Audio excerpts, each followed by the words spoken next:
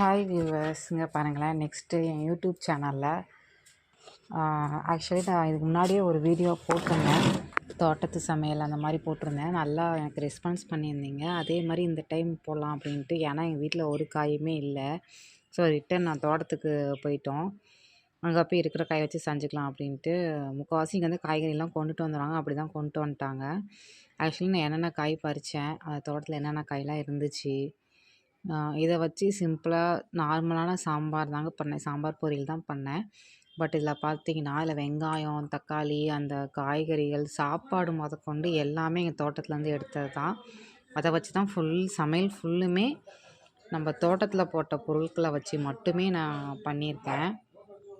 என்னோடய யூடியூப் சேனலில் நான் போட்டிருக்கேன், மறக்காமல் பாருங்கள். அந்த வீடியோவில் வந்துட்டு நான் என்னென்ன காய் பறித்தேன், எவ்வளோ காய்ஸ் பறித்தேன், எவ்வளோ கடைசியாக வந்துச்சு, அதை வச்சு எப்படி நான் சமையல் பண்ணேன், அந்த மாதிரியான டீட்டெயில்ஸ் ஃபுல்லுமே நான் என் வீடியோவில் கொடுத்துருக்கேன்.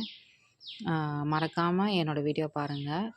என் வீடியோவை பார்த்துட்டு அவங்களோட சப்போர்ட் எனக்கு கொடுங்க. இதே மாதிரி இன்னும் நிறையா வீடியோஸு இன்னும் வந்து நான் இந்த பரணி பண்ணது அந்த வீடியோஸ்லாம் போட்டிருக்கேன். அப்புறம் வந்து பார்த்திங்கன்னா, அந்த ஆடு வளர்ப்புக்கு இதுக்கப்புறம் நான் என்னென்ன நேப்பியர்ஸ்லாம் என் தோட்டத்தில் வச்சுருக்கேன், அது எதுலாம் ஆட்டுக்கு கொடுத்துட்ருக்கேன். இங்கே பார்த்திங்களா, இதுதான் தெய்வானங்க.